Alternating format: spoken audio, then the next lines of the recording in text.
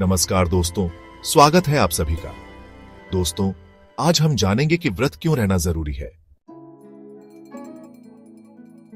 व्रत एक धार्मिक प्रक्रिया है जो प्राचीन काल से चली आ रही है। यह एक प्रकार का संयम, तप और आत्मनियंत्रण है जो व्यक्ति के जीवन में मानसिक, शारीरिक और आध्यात्मिक लाभ प्रदान करता है। हिंदू धर्म में व्रतों का विशेष महत्व है और इन्हें विभिन्न धार्मिक अवसरों और तिथियों पर निभाया जाता है। व्रत का उद्देश्य न केवल धार्मिक आस्थाओं को दृढ़ करना है, बल्कि यह व्यक्ति के जीवन को सकारात्मक दिशा में मार्गदर्शन भी करता है।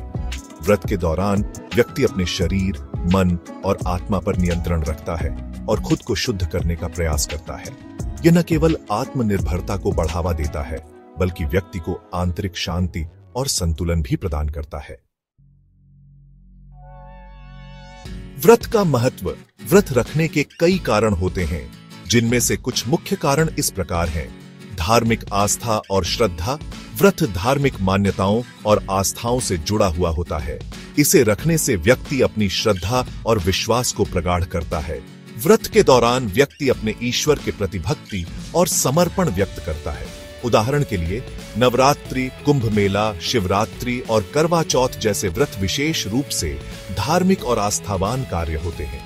आध्यात्मिक उन्नति। व्रत का उद्देश्य आत्मा की शुद्धि और उच्चतर आध्यात्मिक स्थिति को प्राप्त करना होता है।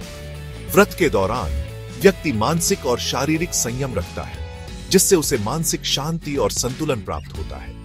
यह व्यक्ति को अपने भीतर की गहरी शांति को महसूस करने में मदद करता है और उसे आत्म जागरूकता की ओर प्रेरित करता है। स्वास्थ्य लाभ। व्रत का एक शारीरिक लाभ भी है। अधिकांश व्रतों में व्यक्ति को विशेष प्रकार के आहार लेने की अनुमति होती है, जैसे फलाहार या विशेष प्रकार की शाकाहारी भोजन। यह शरीर को डिटॉक्सिफाई करने में मदद करता है और विभिन्न बीमारियों से बचाव करता है।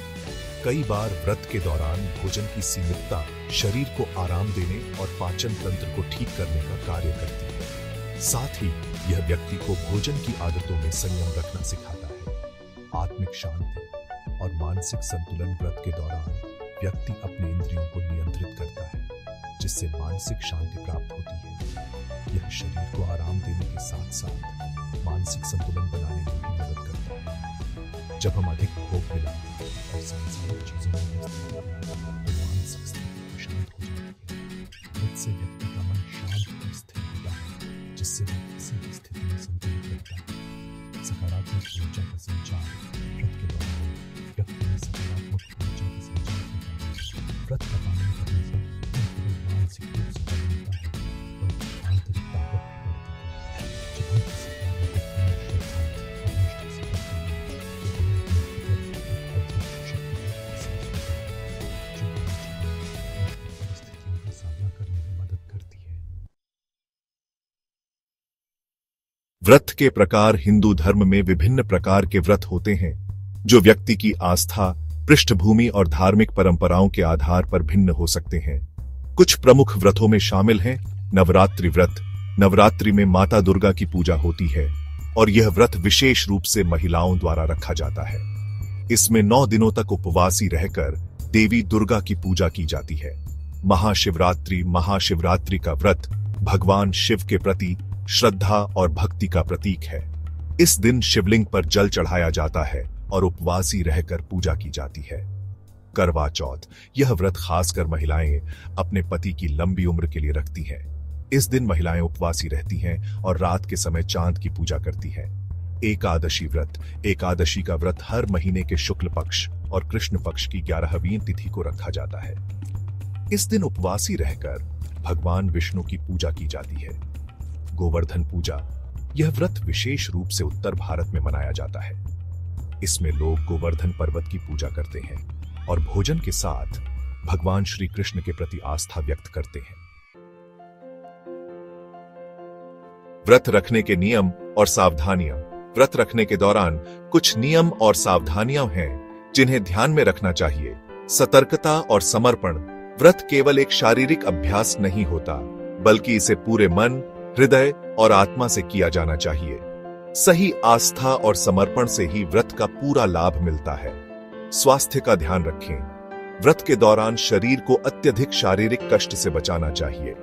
अगर कोई व्यक्ति शारीरिक रूप से कमजोर है या उसे कोई गंभीर स्वास्थ्य समस्या है तो उसे व्रत के दौरान डॉक्टर की सलाह लेनी चाहिए। व्रत के नियमों का पालन करें। हर व्रत के अपने नियम होते हैं जिन्हें सख्ती से पालन करना चाहिए। जैसे एकादशी के व्रत में फलाहार ही खाने की अनुमति होती है, जबकि अन्य व्रतों में अन्य प्रकार के आहार होते हैं। संतुलित आहार लें। व्रत के दौरान संतुलित आहार का सेवन करना चाहिए ताकि शरीर को आवश्यक पोषण मिलता रहे। अधिक कड़े व्रतों से पहले शरीर की स्थिति को समझना और ध्यान रखना आवश्यक है।